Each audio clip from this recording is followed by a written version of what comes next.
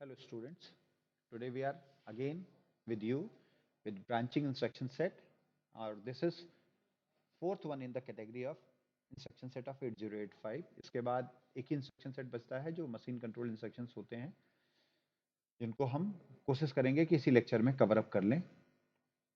अब जब भी हम प्रोग्राम का एग्जीक्यूशन करते हैं तो यहाँ पे दो तीन बातें आपको बताना बहुत अनिवार्य है कि जो भी प्रोग्राम एग्जीक्यूशन होता है वो प्रोग्राम काउंटर के थ्रू होता है।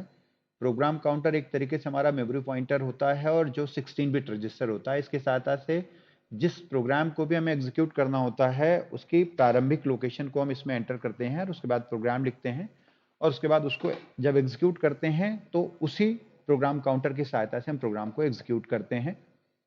दूसरे, हम प्रोग्राम को जब भी एग्जीक्यूट करना चाहते हैं तो एक तो सामान्य पैटर्न होता है जिसमें program counter automatically 1/1 program counter equals to program counter plus 1, मतलब वो अपने बात ऑटोमेटिकली एक एक बढ़ता जाता है और प्रोग्राम को एग्जीक्यूट करता है।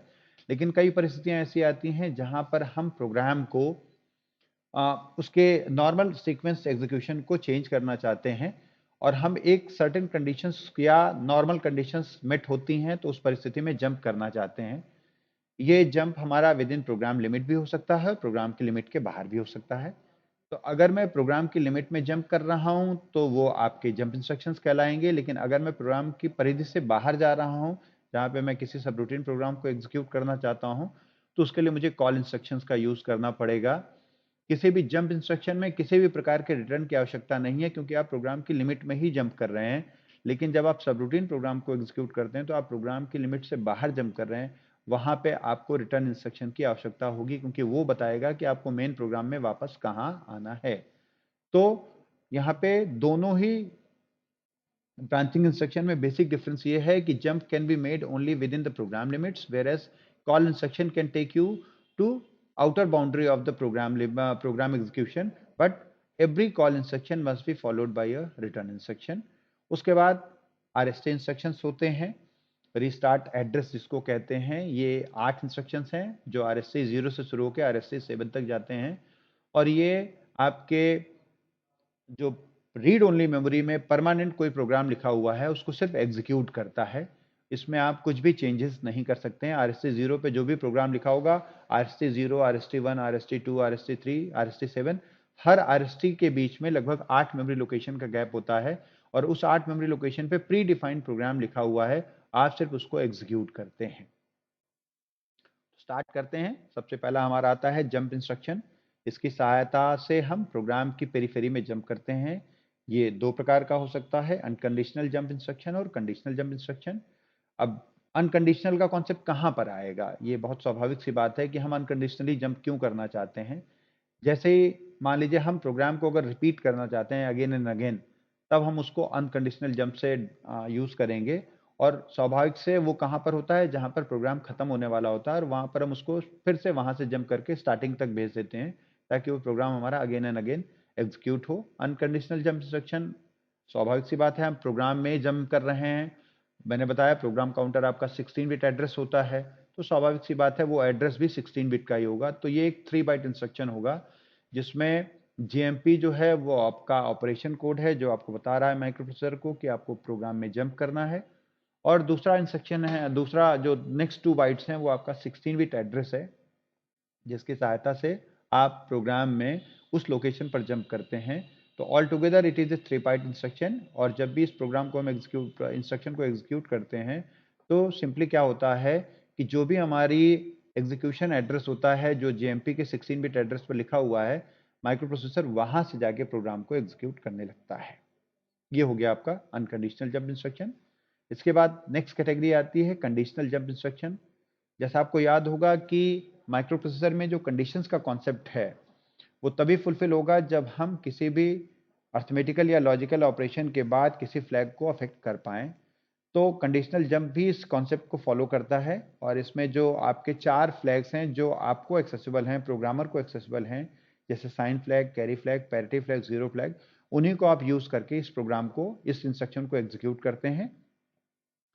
और इसका फॉर्मेट शुरू होता है सबसे पहले हमने इसको एक अलग कैटेगरी में बनाया है। आप बुक्स में एक अलग पैटर्न पर पाएंगे, लेकिन जैसा मुझे पढ़ाया गया मैं उसी पैटर्न को फॉलो कर रहा हूँ। सबसे पहले हमने साइन फ्लैग चूज किया। साइन फ्लैग चूज करेंगे तो उसके दो ऑप्शंस होंगे, एक सेट कंडीशन होगी जब साइन फ्लैग सेट होगा, और एक कंडीशन होगी आपका रीसेट। साइन फ्लैग कब सेट होता है? जब किसी भी अर्थमेटिकल या लॉजिकल इंस्ट्रक्शन के बाद जो एक्यूमुलेटर का कंटेंट है वो नेगेटिव नंबर हो। तो jump if minus, JM means jump if minus to given 16-bit address and start executing program from there onwards. मान लीजिए किसी भी अर्थमेटिकल या लॉजिकल इंस्ट्रक्शन के बाद एक्यूमुलेटर का कंटेंट अगर नेगेटिव नंबर होता है तो ये फ्लैग अफेक्ट होगा, साइन फ्लैग सेट होगा, और उसके बाद प्रोग्राम एग्जीक्यूशन उस मेमोरी लोकेशन पर ट्रांसफर हो जाएगा और वहां से प्रोग्राम एग्जीक्यूशन प्रारंभ हो जाएगा।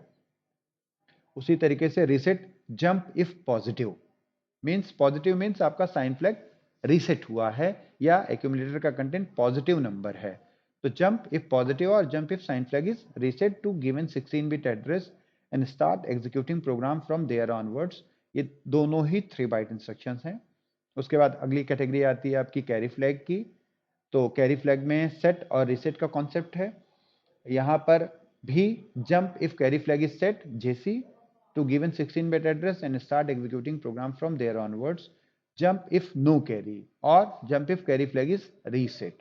दोनों कॉन्सेप्ट हम लिख सकते हैं, दोनों ही 3 बाइट इंस्ट्रक्शंस हैं। इसके बाद आता है आपका पैरिटी फ्लैग। पैरिटी फ्लैग में सेट होने का मतलब आपके एक्यूमुलेटर में जो भी कंटेंट है उनमें नंबर ऑफ वंस इवन है। तो jump if parity is even और jump if parity flag is set, jump if parity is odd और jump if parity flag is reset. उसके बाद लास्ट में जीरो फ्लैग आता है, jump if zero flag is set या jump if zero flag is not set या jump if zero और jump if not zero.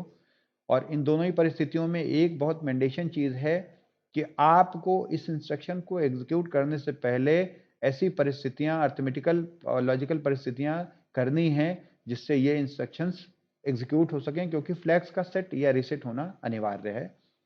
यहां पर एक और सामान्य सी परिस्थिति बताएंगे कि जब भी आप प्रोग्रामिंग करेंगे तो उस प्रोग्रामिंग में आपको इस बात का ध्यान रखना है कि आपके सामान्य परिस्थितियों में जो दो फ्लैग्स कॉमनली यूज होते हैं वो हैं आपके कैरी फ्लैग और zero flag, jump if carry और जंप इफ जीरो।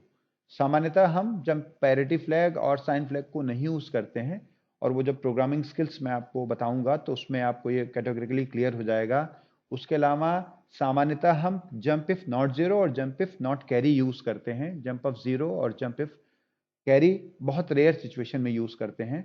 उनको भी हम कहाँ पर यूज करते हैं इसका भी डिटेल जब हम प्रोग्रामिंग करेंगे तो तब बताएंगे। आज के लिए बस इतना ही। Thank you.